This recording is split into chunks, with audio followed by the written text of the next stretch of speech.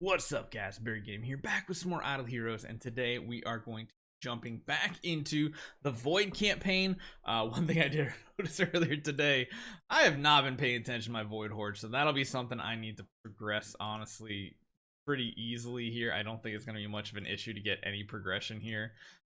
Because most of these are the 10-star versions, which are just meaning they're the bots, they're not actually players here.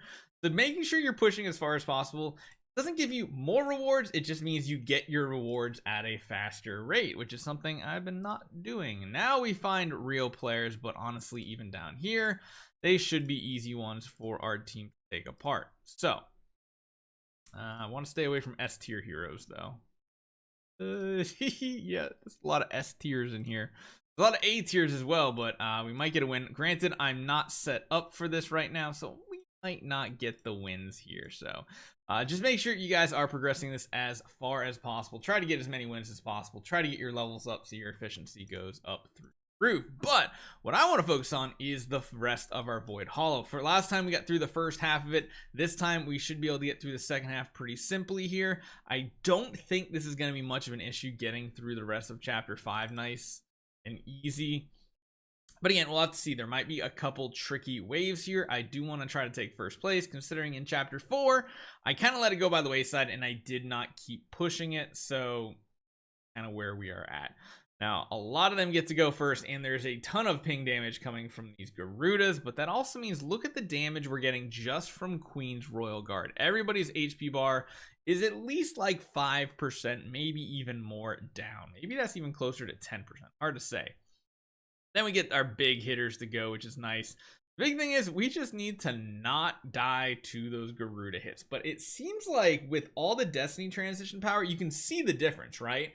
Because even most of the heroes on this lineup right here are tenants. They are so much stronger because of Destiny transition compared to that G-ster that's set up to be a tenant for, I can't even remember who it's for. Maybe it's even Yorm Tum. I can't remember. No, I think Yorm Tum has regular G-ster. But as you guys can see, this combo is working out extremely well. So we're going to move on further, and I think we're going to be good until some of the later stages. I don't know. Most of these should go pretty smooth with our Betty, Vulcan, Natalia combo. I mean, surprisingly, Vulcan is doing a lot of damage considering he doesn't have Destiny transition, which is why I was considering giving him Destiny transition in the future and working on his tenants. I still haven't decided if I want to do that, but he does surprisingly well considering he has no Destiny transition. Literally, these two heroes are doing 100% and 110% more damage against these enemies, and yet somehow he is keeping up. Let's see if the Sherlock gives us any problems here. Or the Penny. Either one of them could be a problem, because essentially we're going to reflect some of that CC back onto us potentially. Yep, there it goes. But the Penny is also a big issue because of the reflect armor. Meaning Natalia or Betty just completely reflects everything back. And now we might just be CC'd the rest of the battle. I think this is one of those situations where we switch our lineups, but it's not so easy doing that. It's usually why on these waves, I go for the more difficult battle first just to see how it's going to go. That way I can easily switch without worrying about too much on these.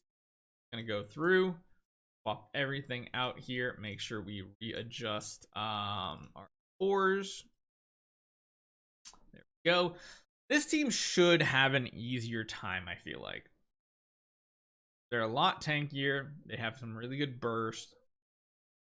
Granted, they're probably going to be hitting the pennies first round, which means both Lord of Sparkles and Lord of Death, or not Lord of Death, Lord of Fear might be dying here. Oh, they already consumed. No. Probably going to be bad.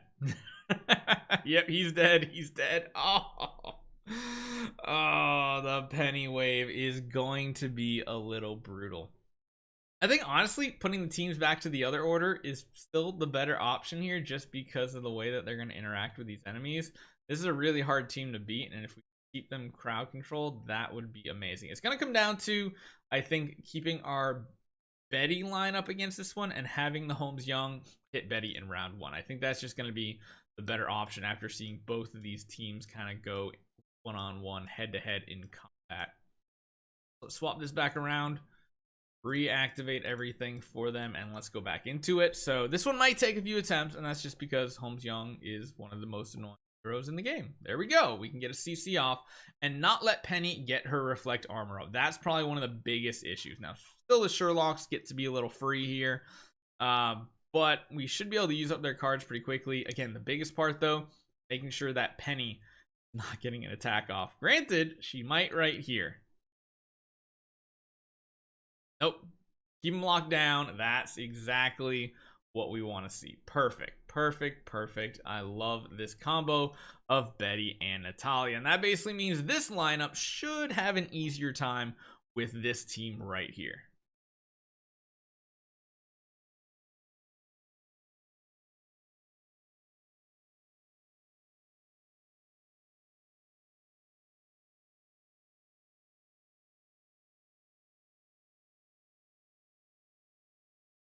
The only downside I feel like of not powering up our Doom Terminator Vulcan again is the fact that he really does shine in Void campaign, and we do kind of need him for the main Void campaign. So as nice as a side hero he is for what we're doing right now, we kind of want to power him up and get him in our main team.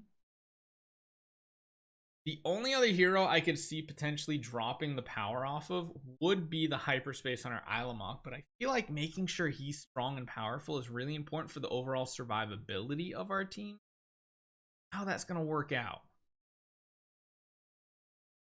Like, we could take even all the Destiny transition off of him and put it on the Vulcan, but Vulcan doesn't really need it in a lot of the game modes. Wow, that was a strong basic attack right there. My goodness, that was a hit. Jeez.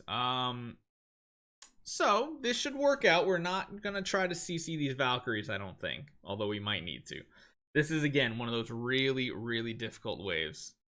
Granted, in Void Hollow, they're nowhere near as difficult as they are in Chapter 7 of the normal Void campaign. So we do have a chance here. Team just needs to survive and not get completely nuked by these Valkyries. Good hits. I like that. Yep, taking 2 of the Valkyries out, very important. That Flame Strike is going to go down at the end of this round. Oh, jeez. We need to dodge everything. Oh, that was a nice hit. Yes, it was 1 trillion damage. That's what I like. Oh my goodness. That just made quick work of Valkyries. My goodness, that was nice. All right, now round 2, y'all dead, right? Yeah, y'all dead. Vulcan's probably gonna do a lot of damage. Oh, never mind. Never mind. Betty said, "I got this. Hold my coffee. I don't need any help here. I definitely don't need any help here." Now there is a sword flash here, but I don't think she's gonna be that annoying because she's not like the boss hero.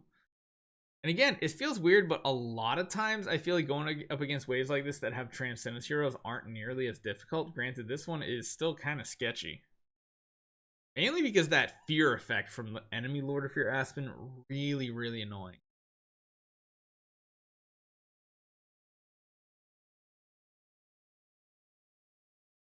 You do get a basic from our Aspen, which is kind of nice to hopefully get them all CC'd.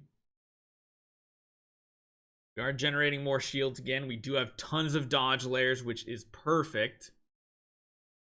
Man, a Lord Sparkles and Patricia type of account could be interesting. So much dodge. Like, can you imagine Patricia, Lord Sparkles, and then also adding in like Mystic Fairy Freya and Phantom Fire Lana? That could actually be pretty sweet. That'd actually be really sweet, I feel like. All right, let's see. This should not be much of an issue. There we go. We get our crowd control off. Still pretty early. She did, however, get it reflected back to herself, so she's not going to do her active skill this round, but that's not the worst case scenario because beginning of next round, she's going to CC them yet again. Trisha even getting some double CC off, which is nice. Gonna get another active off, which is going to be the damaging hit.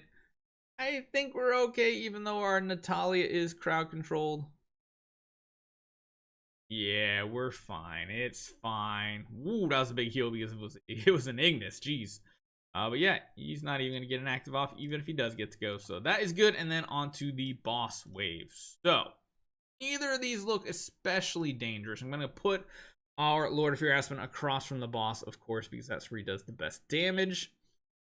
The Gustins could be a little bit of an issue depending on who they're targeting, but it looks like not the worst target with our G-Ster, so that's nice to see.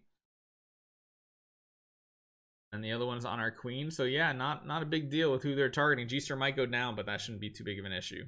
Wow, Lord of Sparkles almost takes out both of the Gustins. They made quick work of this one right here, and that is really easy. I just love the amount of damage we are doing. Holy cow. And this one should be easy. Of course, we can't CC the enemy Jara, but I don't think it's really going to matter. Yeah, Jara gets an attack off. Vulcan will finish this off. He's still so strong, even though he doesn't really have tenants or anything like that. This is going to be interesting to see. I think I might try to power him back up next and honestly power up his tenants as well. Right now, we are getting close to 5. It takes 5 just to activate this, but simply by activating it, we are going to get immediately, what are we on? We're in Temple 10, right?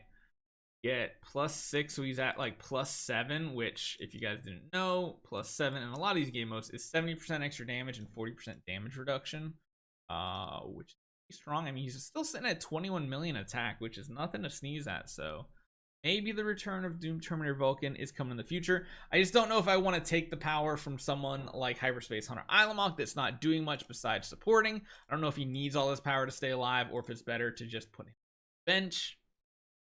We'll have to see. The only other thing we'd have to do is swap out the Transcendence Heroes we're kind of using, because we would want to go to...